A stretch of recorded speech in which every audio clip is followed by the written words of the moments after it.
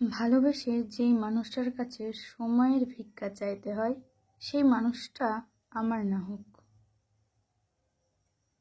হাজার কাজের ব্যস্ততা দিয়ে যেই মানুষটা আমাকে সময় দিতে ভুলে যায় সেই মানুষটা আমার না হোক। কোনো না কোনো বাহানায় যেই মানুষটা রাতের পর রাত জাগায় কিন্তু সময় তার কাছে থাকে না দেওয়ার মতো, সেই মানুষটা আমার না হোক। পৃথিবীতে আমরা যার জন্য এসেছি, যে আমাকে ভালোবাসবে, সেই মানুষটা যেন আমার হয়। এই কথাগুলো শুনতে যতটা খারাপ লাগে কিন্তু বাস্তবতা ততটাই কঠিন। সত্যি কথা বলতে জীবনে এমন মানুষের খুব দরকার যে মানুষটা আমাকে বোঝে। যে মানুষটা আমাকে ভালোই বাসে না সেই মানুষটা আমার যেন না হয়। যার দিনের পর দিন কেটে গেলেও আমি যোগাযোগ না করলে আমার কথা মনে পড়ে না, সেই মানুষটা যেন আমার না হয়। পৃথিবীতে আমি যার জন্য এসেছি, ভগবান আমাকে যার জন্য পাঠিয়েছে, সেই মানুষটা যেন আমার হয়।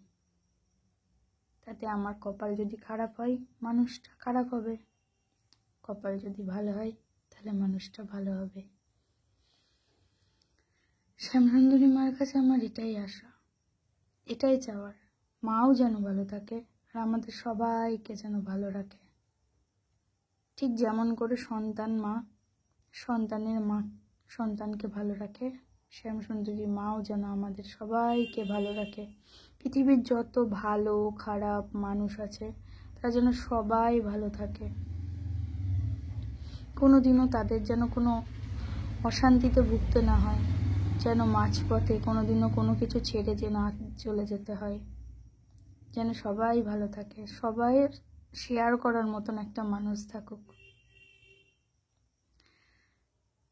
যে মানুষটার কাছে আমার বর্ণনা দিয়ে সবকিছু বলতে হয় সেই মানুষটা যেন আমার না হয়।